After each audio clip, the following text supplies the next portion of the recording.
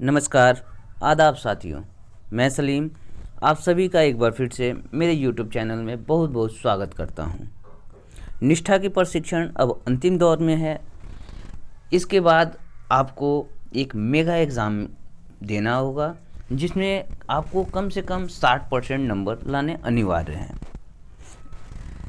आज के इस वीडियो में हम पूर्व प्राथमिक शिक्षा से संबंधित 30 महत्वपूर्ण प्रश्नों के उत्तर जानने की कोशिश करेंगे।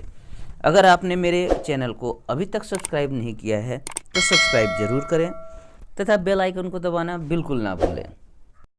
मेगा एग्ज़ाम की तैयारी आपकी बेहतर ढंग से हो सके, इसके लिए मैं आपके लिए 30 प्रश्नों पर आधारित हर एक मॉड्यूल से एक वीडियो लेकर आपके पास आता हूं, जिससे आपकी मेगा एग्ज़ाम की तैयारी बेहतर ढंग से हो सके।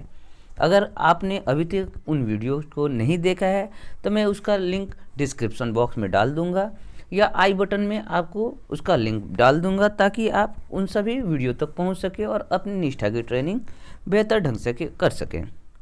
आज के हम इस वीडियो में पूर्व प्राथमिक शिक्षा से संबंधित 30 महत्वपूर्ण प्रश्नों के उत्तर जानेंगे और अपनी तैयारी बेहतर ढंग से कर सकेंगे। तो चलिए बगैर किसी देरी के उन 30 प्रश्नों के उत्तर जानते हैं और अपनी तैयारी को आगे बढ़ाते हैं। पहला प्रश्न है, पूर्व प्राथमिक शिक्षा कितने वर्ष की आयु तक के बच्चों को दी जाती है? ऑप्शंस हैं 2 से 4 वर्ष, 3 से 6 वर्ष, 3 से 9 वर्ष या 14 वर्ष से नीचे। तो इसका जो सटीक उत्तर होगा वो होगा ऑप्शन बी, 3 से 6 वर्ष की आयु तक के बच्चों को पूर्व प्राथमिक शिक्षा दी जाती है। दूसरा प्रश्न है, पूर्व प्राथमिक शिक्षा के व्यापक लक्ष्य क्या हैं? इसके ऑप्शंस हैं बच्चों का सर्वांगीण विकास और आजीवन सीखने हेतु मजबूत नींव डालना, बच्चों को विद्यालय के लिए तैयार करना, बच्चों में बेहतर स्वास्थ्य, खुशहाली, पोषण, स्वच्छता एवं स्वास्थ्य संबंधी अच्छी आदतों के लिए मजबूत नींव डालना। ऑप्शन डी, उपयुक्त सभी। तो इसका जो सही और सटीक उत्तर होगा वो होगा ऑप्शन डी, उपयुक्त सभी। अगला प्रश्न है, पूर्व प्राथमिक शिक्षा के भिन्न भिन्न स्वरूप कौन कौन से हैं? ऑप्शंस हैं anganwadi, nursery school, preparatory school, kindergarten और मॉन्टेसरी स्कूल, उपयुक्त सभी। तो इसका जो सटीक उत्तर होगा वो होगा पूर्व प्राथमिक विद्यालय को anganwadi, nursery, preparatory school, kindergarten, Montessori school के नामों से भी जाना जाता है। इस तरह ऑप्शन ई जो होगा वो सही होगा। चौथा प्रश्न है, पूर्व प्राथमिक पाठ्यचर्या के मार्गदर्शक सिद्धांत कौन कौन से हैं? ऑप्शंस हैं सीखना सतत और संचयी होता है, हर बच्चा अलग होता है और वो अपनी गति से ही बढ़ता, सीखता और विकसित होता है, सीखने और विकास का आधार खेल एवं गतिविधियां हैं, उपयुक्त सभी। तो इसका जो सही उत्तर होगा ऑप्शन डी, उपयुक्त सभी होगा। ये ऊपर के तीनों बताए हुए जो भी सिद्धांत हैं वो पूर्व प्राथमिक शिक्षा के मूलभूत सिद्धांत हैं। पांचवा क्वेश्चन है, अधिगम में विविधता का प्रबंधन के तरीके कौन कौन से हैं? इसका ऑप्शंस हैं बच्चों के सीखने के परिवेश को बच्चों के अनुकूल बनाया जाए, इस बात पर ध्यान दें कि बच्चे को क्या सीखने की ज़रूरत है और वे कैसे जानकारी प्राप्त करेंगे, ऐसी गतिविधियां बनाई जाएं जिनमें संलग्न रहकर बच्चे विषय वस्तु का भाव समझ सकें या उसे पूरी तरह से ग्रहण कर सकें, ऐसी परियोजनाएं बनाए जाएं जो बच्चों में सीखे गए विषय का अभ्यास करने और उस विषय पर अधिक समझ विकसित करने की क्षमता का विकास कर सके। ऑप्शन ई, सभी। इस तरह से पांचवें प्रश्न का जो आंसर होगा ऑप्शन ई सही होगा। अगला प्रश्न है, जेंडर समानता को सुनिश्चित एवं प्रोत्साहित करने के तरीके कौन कौन से हैं? इसके ऑप्शंस हैं लड़कों और लड़कियों को एक समान ध्यान देना, सम्मान और समान अवसर प्रदान करना, ऐसी पुस्तकों, खेलों और अन्य गतिविधियों का चयन करें जो जेंडर संबंधी पूर्वाग्रहों से मुक्त हो, किसी एक जेंडर विशेष को सीमित करने वाली भाषा उपयोग न करना, जेंडर निष्पक्ष भाषा का प्रयोग करें, उपयुक्त सभी। तो इसका जो सही और सटीक उत्तर होगा ऑप्शन डी, उपयुक्त सभी होगा। अगला प्रश्न है, पूर्व प्राथमिक कक्षाओं में शिक्षक की क्या भूमिका होनी चाहिए? ऑप्शंस हैं सभी बच्चों को विकास के संबंध में शुरुआती दौर में ही जांच करें और उनकी क्षमताओं को पहचानें। शुरुआती पहचान और आरंभिक हस्तक्षेप के महत्व को समझें। बच्चों के लिए संरचनात्मक परिवेश बाधा रहित हो, यह सुनिश्चित करने के लिए कि उनमें अनुकूल परिवर्तन करें। उपयुक्त सभी, तो इसका जो सही होगा आंसर वो होगा डी, उपयुक्त सभी। अगला प्रश्न है, पूर्व प्राथमिक विद्यालयों में बच्चों के सीखने में क्या क्या बाधाएं बन सकती हैं? इसके ऑप्शंस हैं भौतिक वातावरण में परिवर्तन, कक्षा संगठन में अंतर, पाठ्यचर्या की विषय वस्तु, पूर्व प्राथमिक और प्रारंभिक कक्षाओं का शिक्षण और पद्धतियां। उपयुक्त सभी, तो इसका जो सही और सटीक उत्तर होगा वो होगा ऑप्शन ई, उपयुक्त सभी। ये सभी पूर्व प्राथमिक विद्यालयों में बच्चों के सीखने में बाधाएं हैं। अगला प्रश्न है, चाइल्ड हेल्पलाइन का टोल फ्री नंबर है। ऑप्शंस हैं 100, 1098, 1991 या 102। तो इसका आंसर होगा 1098। आप इस नंबर पर बाल शोषण का शिकायत दर्ज कर सकते हैं। अगला प्रश्न है, नई कक्षा और अनुभवों में परिवर्तन कैसी होनी चाहिए? ऑप्शंस हैं अचानक, क्रमिक, रुक रुक कर, इनमें से कोई नहीं। तो इसका जो आंसर होगा ऑप्शन बी, क्रमिक। अगला प्रश्न है, किस आयोग ने अनुशंसा किया था कि 1 से 3 वर्ष की पूर्व प्राथमिक शिक्षा दी जाए? इसके ऑप्शंस हैं हंटर आयोग, वुड डिस्पैच, कोठारी आयोग या नई शिक्षा नीति 1986। तो इसका आंसर होगा कोठारी आयोग ने अनुशंसा किया था कि 1 से 3 वर्ष की पूर्व प्राथमिक शिक्षा पर जोर दिया जाए। अगला प्रश्न है, निम्न में से एक पूर्व प्राथमिक स्तर के शिक्षक के लिए सबसे महत्वपूर्ण गुण कौन सा है? ऑप्शंस है शिक्षण विधियों में सक्षमता और विषय का ज्ञान, उच्च मानक भाषा में पढ़ाने की क्षमता, पढ़ाने की उत्सुकता, धैर्य और लगन। तो इसका आंसर होगा धैर्य और लगन पूर्व प्राथमिक स्तर के शिक्षक की एक निशानी है। अगला प्रश्न है, पूर्व प्राथमिक कक्षा में शुरुआत करने के लिए कौन सी विषय वस्तु सबसे अच्छी है? ऑप्शंस है मेरा प्रिय मित्र, मेरा पड़ोस, मेरा परिवार, मेरा विद्यालय। तो पूर्व प्राथमिक कक्षा की शुरुआत करने के लिए सबसे अच्छा विषय मेरा परिवार है, क्योंकि बच्चे परिवार के अलावा उपयुक्त तीनों विषय को नहीं जानते हैं, इसलिए परिवार ही सबसे अच्छा विषय होगा। भारत सरकार पूर्व प्राथमिक शिक्षा का संचालन किस माध्यम से करती है? ऑप्शन है प्राथमिक विद्यालय, निजी संस्था के द्वारा, गैर सरकारी संगठन के द्वारा, समेकित बाल विकास सेवा के द्वारा।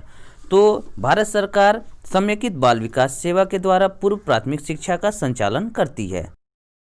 अगला प्रश्न है, ICDS का पूरा नाम क्या है? तो ICDS का पूरा नाम इंटीग्रेटेड चाइल्ड डेवलपमेंट सर्विस या समेकित बाल विकास परियोजना है। इसी के अंतर्गत आंगनबाड़ी केंद्र संचालित किए जाते हैं। अगला प्रश्न है, कितने प्रतिशत आंगनबाड़ियों को प्राथमिक विद्यालय के परिसर में स्थापित किया गया है? ऑप्शंस हैं 40%, 50%, 20% या 80%। तो पूरे भारतवर्ष में 40% आंगनबाड़ी केंद्रों को प्राथमिक विद्यालय के परिसर में ही स्थापित किया गया है। अगला प्रश्न है, किस वर्ष कक्षा 1 से पहले की पूर्व प्राथमिक कक्षा को मानव संसाधन विकास मंत्रालय द्वारा समग्र शिक्षा के तहत स्कूली शिक्षा से जोड़ा गया है? ऑप्शंस हैं 2017-18, 2019-20, 2018-19 या 2016-17। तो इसका आंसर होगा 2017-18 में मानव संसाधन विकास मंत्रालय द्वारा समग्र शिक्षा के तहत कक्षा 1 से पहले की पूर्व प्राथमिक शिक्षा को स्कूली शिक्षा से जोड़ा गया है। अगला प्रश्न है, NCF 2005 के अनुसार बच्चे सीखते हैं। ऑप्शंस हैं अनुभव के माध्यम से, चीज़ों को बनाने और करने से, प्रयोग, पढ़ने, चर्चा करने, प्रश्न पूछने, सुनने, विचार करने और स्वयं के भाषण से। उपयुक्त सभी। तो इसका जो सही और सटीक उत्तर होगा वो होगा ऑप्शन डी, उपयुक्त सभी। अगला प्रश्न है, पूर्व प्राथमिक कक्षा के बच्चों का आकलन किन विधियों से करेंगे? ऑप्शंस है पोर्टफोलियो, चेकलिस्ट, अवलोकन, उपर्युक्त सभी। तो इसका आंसर होगा ऑप्शन डी, उपर्युक्त सभी। पूर्व प्राथमिक कक्षाओं के आकलन करते समय ध्यान रखने योग्य कौन कौन सी बातें होनी चाहिए? ऑप्शंस हैं, किसी भी कारण से बच्चे की किसी भी प्रकार की लिखित या मौखिक परीक्षा नहीं ली जानी चाहिए। बच्चे पर उत्तीर्ण या फेल का ठप्पा लगाना नहीं है। आकलन का उद्देश्य नए कौशल सीखने के लिए दिशा निर्देश प्रदान करना होना चाहिए। आकलन बच्चे की कमी के स्थान पर उसकी शक्तियों पर केंद्रित होनी चाहिए। सभी, तो इसका जो सही उत्तर होगा वो होगा ऑप्शन ई, सभी। अगला प्रश्न है, किन शिक्षकों का संयुक्त प्रशिक्षण आयोजित करने की आवश्यकता है? वर्ग 1 और 2 के शिक्षक, पूर्व प्राथमिक व वर्ग 1 के शिक्षक, पूर्व प्राथमिक व वर्ग 2 के शिक्षक, पूर्व प्राथमिक वर्ग 1 व वर्ग 2 के शिक्षक। तो इसका जो आंसर होगा वो होगा पूर्व प्राथमिक और वर्ग 1 व 2 के शिक्षकों का संयुक्त प्रशिक्षण कराने की आवश्यकता है। अगला प्रश्न है, शैक्षणिक सत्र शुरू होने से पहले पूर्व प्राथमिक कक्षा के बच्चों को कहाँ भ्रमण कराना चाहिए ताकि वो नए कक्षा और उसके वातावरण से परिचित हो सके? ऑप्शंस हैं, पार्क में घुमाना चाहिए, चिड़ियाघर में घुमाना चाहिए, कक्षा 1 और 2 में घुमाना चाहिए, नए मित्रों से मिलाना चाहिए। तो इसका आंसर होगा कक्षा 1 और 2 में घुमाना चाहिए ताकि वो नए कक्षा और उसके वातावरण से भली भांति परिचित हो सके। अगला प्रश्न है, पूर्व प्राथमिक कक्षा के बच्चों के मानसिक व बौद्धिक विकास के लिए कौन सा तरीका अपनाया जाना चाहिए? ऑप्शंस हैं, खेल के माध्यम से शिक्षण, रटने की प्रणाली पर जोर देना, निर्देशिक शिक्षा, इनमें से कोई नहीं। तो इसका आंसर होगा खेल के माध्यम से शिक्षण देनी चाहिए। अगला प्रश्न है, पूर्व प्राथमिक कक्षा के विकासात्मक रूप से उपयुक्त प्रतिक्रियाएं कौन कौन सी हैं? ऑप्शंस हैं, शारीरिक विकास, सामाजिक भावनात्मक, भाषा और प्रारंभिक साक्षरता, रचनात्मक कला, वैज्ञानिक सोच, सभी। तो इसका आंसर होगा सभी। अगला प्रश्न है, पूर्व प्राथमिक कक्षा के बच्चे कैसे सीखते हैं? ऑप्शंस हैं, खेल के माध्यम से, परिवेश से, परस्पर संवाद से या उपयुक्त सभी। तो इसका जो उत्तर सही होगा वो है ऑप्शन डी, उपर्युक्त सभी। अगला प्रश्न है, पूर्व प्राथमिक शिक्षा कार्यक्रम में सीखने का परिवेश क्षेत्र कौन से हैं? तो इसका आंसर होगा पुस्तकालय और साक्षरता क्षेत्र, गुड़िया का क्षेत्र, नाटकीय खेल क्षेत्र, डिस्कवरी विज्ञान का क्षेत्र, ब्लॉक बिल्डिंग क्षेत्र, गणित या जोड़ तोड़ का क्षेत्र, कला का क्षेत्र। पूर्व प्राथमिक कक्षा के संयोजन के लाभ: बच्चों की भागीदारी बढ़ाना, नामांकन और प्रतिधारण बढ़ाना, सीखने के विभिन्न स्तरों पर उच्च उपलब्धि, नीचे की ओर बढ़ने की प्रवृत्ति को उलटना, बेहतर स्कूल की तैयारी, प्रभावी ढंग से संसाधन उपयोग। अगला प्रश्न है, पाठ्यचर्या चलाने के दौरान पूर्व प्राथमिक शिक्षा कार्यक्रम में शिक्षण शास्त्र के 3 मुख्य तत्व घटक क्या हैं?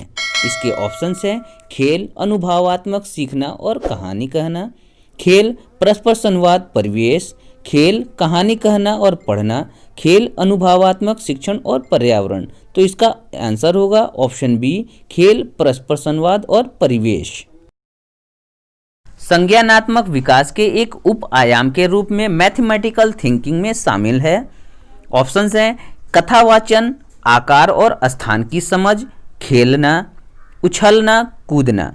तो इसका जो सही उत्तर होगा वो होगा ऑप्शन बी, आकार और स्थान की समझ।